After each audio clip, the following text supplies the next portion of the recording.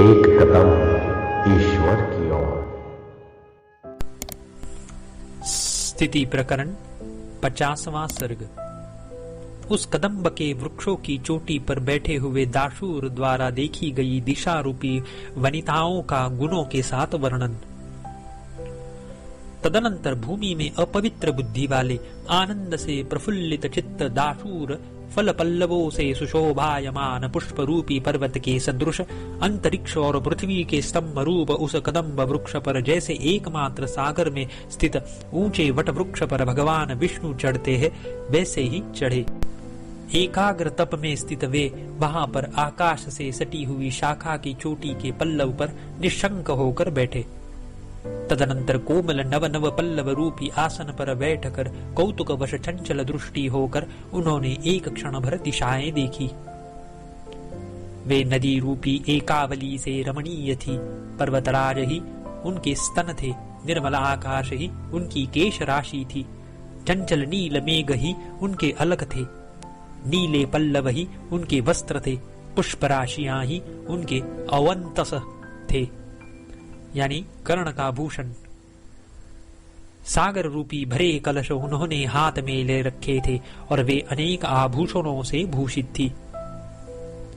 खिले हुए कमल के तालाब उन्होंने धारण कर रखे थे। उनके मुख से निश्वास वायु सुगंधित थे।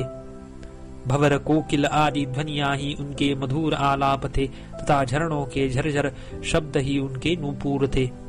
द्युलोक ही उनका मस्तक था, पृथ्वी उनकी चरण रूप थी, वृक्ष पंक्तियां ही उनकी रोम राशियां थी, वन ही उनके विशाल नितंब थे। चंद्रमा और सूर्य को उन्होंने अपने कुंडल बना रखा था।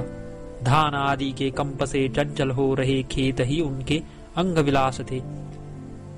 उनके ललाट चंदन से पूर्ण थे।